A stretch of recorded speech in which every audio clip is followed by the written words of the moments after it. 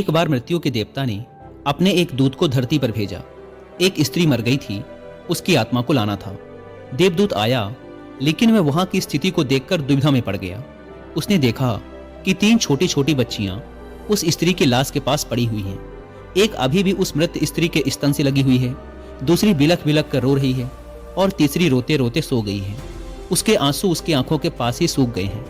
3 छोटी जुड़वा बच्चियां, माँ मर चुकी है, परिवार में और कोई है नहीं, पिता पहले ही मर चुका है। इनका क्या होगा? कौन इन्हें संभालेगा?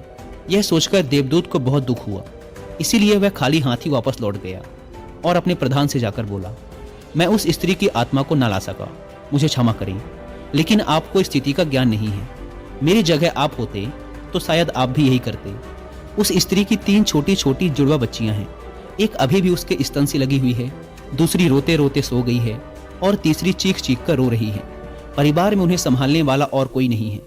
ऐसी स्थिति को देखकर मेरा दिल उस स्त्री को ना ला सका। क्या ऐसा नहीं हो सकता कि उस स्त्री को कुछ समय और दे दिया जाए ताकि बच्चियां थोड़ी और बड़ी हो जाएं? यह सब सुनकर मृत्यु का देवता जोर से हंसा और बोला, तो तू ज्यादा समझदार हो गया है। उस परमात्मा से भी जिसकी मर्जी से जीवन मिलता है और जिसकी मर्जी से मृत्यु। तूने पाप तो बहुत बड़ा किया है और इसकी तुझे सजा मिलेगी, और सजा यह है कि तुझे पृथ्वी पर फेंक दिया जाएगा और तू तब तक वापस नहीं आ सकता जब तक तू अपनी इस मूर्खता पर 3 बार हंस नहीं लेगा। देवदूत राजी हो गया इस सजा को भोगने के लिए। उसे पूरा भरोसा था कि सही तो मैं ही हूं, फिर हंसने का मौका ही क्यों आएगा। देवदूत को जमीन पर फेंक दिया गया। ठंड का मौसम था। वह एक सड़क के किनारे नग्न अवस्था में पड़ा हुआ था। उसी समय एक चमार वहां से गुजरा। वह कुछ पैसों की व्यवस्था करके ठंड के मौसम में अपने बच्चों के लिए गर्म कपड़े और कंबल लेने बाजार जा रहा था। रास्ते में उसने एक नग्न व्यक्ति को ठंड में ठिठुरते देखा तो उसे उस व्यक्ति पर दया आ गई। उसने अपने बच्चों के लिए गर्म कपड़े और कंबल लेने के बजाय उस नग्न देवदूत के लिए कपड़े और कंबल खरीद लिए। उस नग्न व्यक्ति ने कहा, मेरा कोई घर परिवार नहीं है और ना ही रहने की व्यवस्था है। इस भयानक ठंड में मैं क्या करूंगा? चमार ने कहा, तू चिंता मत कर, तू मेरे साथ मेरे घर में रहना, लेकिन ध्यान रखना, मैं अपने बच्चों और पत्नी के कपड़ों के लिए जो पैसे लाया था उससे मैंने तेरे लिए कंबल और कपड़े खरीद लिए हैं और अब तुझे घर भी ले जा रहा हूं। इसीलिए मेरी पत्नी गुस्सा जरूर होगी और शायद भला बुरा भी कहेगी, लेकिन तू परेशान मत होना, कुछ दिनों में सब कुछ ठीक हो जाएगा।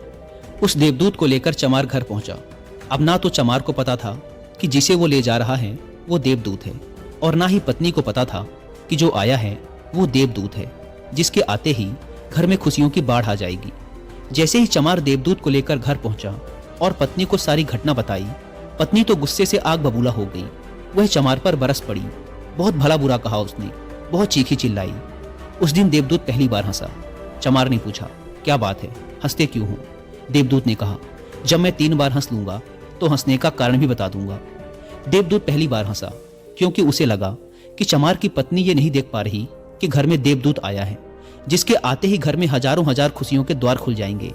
लेकिन उसकी भी गलती ना थी। व्यक्ति देख ही कितनी दूर तक सकता है। वह तो बस इतना ही देख पा रही थी कि बच्चों के कपड़े और कंबल चले गए। जो खो गया उसे तो वो देख पा रही थी, लेकिन जो मिला है उसे वो ना देख सकी। तो देवदूत हंसा। उसे लगी अपनी मूर्खता कि ये पत्नी भी नहीं देख पा रही कि क्या घट रहा है। अब क्योंकि वो देवदूत था, इसीलिए सिर्फ 10 ही दिनों में उसने चमार का सारा काम सीख लिया।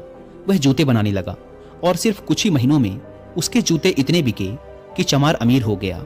साल भर में तो सारे देश में ये बात फैल गई कि उस जैसे जूते कहीं और बन ही नहीं सकते। राजाओं और सम्राटों के जूते अब उसके यहाँ बनने लगे थे।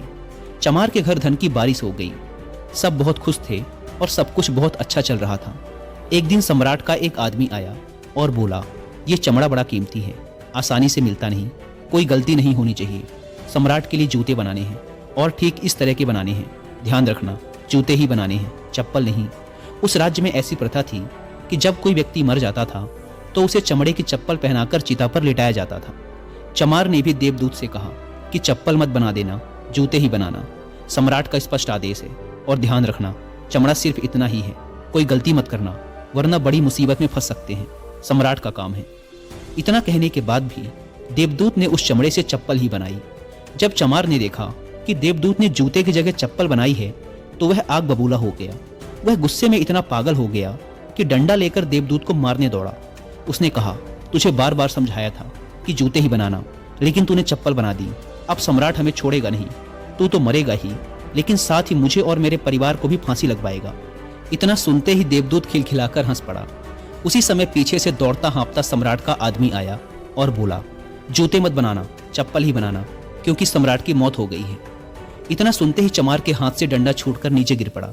उसने देवदूत के पैर पकड़ लिए और कहा, मुझे माफ कर दो, मैंने तुझे मारा, मुझसे बहुत बड़ी भूल हो गई। देवदूत ने कहा, कोई बात नहीं, मैं अपनी सजा भुगत रहा हूँ। चमार ने कहा, कौन सी सजा, और तुम हंस क्यों रहे हो? देवदूत ने कहा, जब 3 बार हंस लूंगा तो सब कुछ बता दूंगा। भविष्य अज्ञात है और सिवाय उस परमात्मा के किसी को नहीं पता कि आगे क्या होगा, और इंसान तो वैसे भी अपने अतीत के अनुभवों के अनुसार निर्णय लेता है। सम्राट जिंदा था तो जूते चाहिए थे, और मर गया तो चप्पल। देवदूत दोबारा हंसा, यह सोचकर कि भविष्य हमें ज्ञात नहीं और हम आकांक्षाएं करते रहते हैं, अनुमान लगाते हैं, जो कि पूरी तरह व्यर्थ है।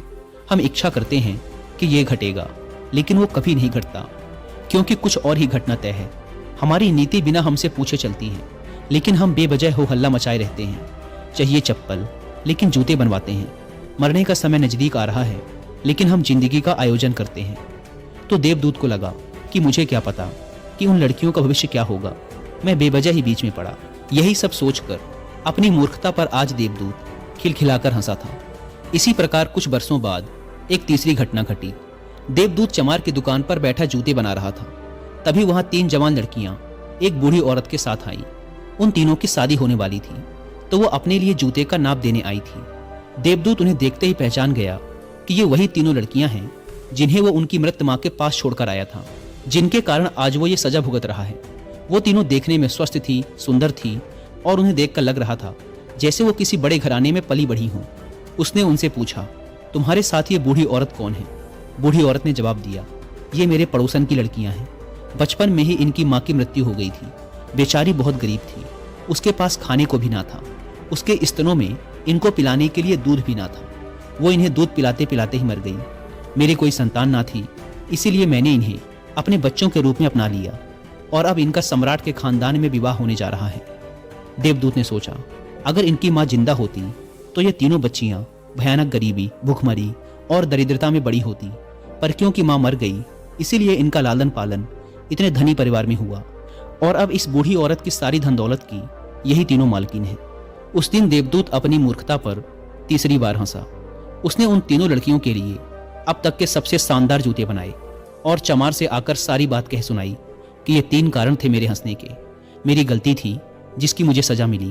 अब मैं समझ गया हूँ कि नियति सबसे बड़ी है, और हम सिर्फ उतना ही देख पाते हैं जितना हम देख सकते हैं, और जो हम नहीं देख सकते वो बहुत बड़ा और विशाल है, और जो हम देख सकते हैं उससे हम उस बात का सटीक अंदाजा नहीं लगा सकते जो घटित होने वाला है।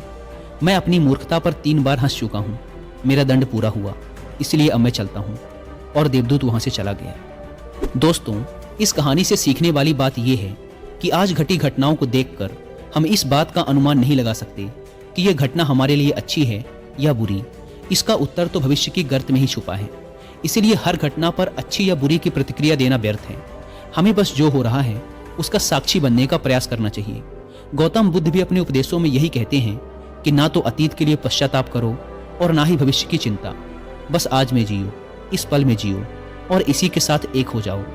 बस यही एकमात्र तरीका है खुद को उन सभी चिंताओं से मुक्त रखने का जिनका परिणाम तुम्हारे बस में है ही नहीं।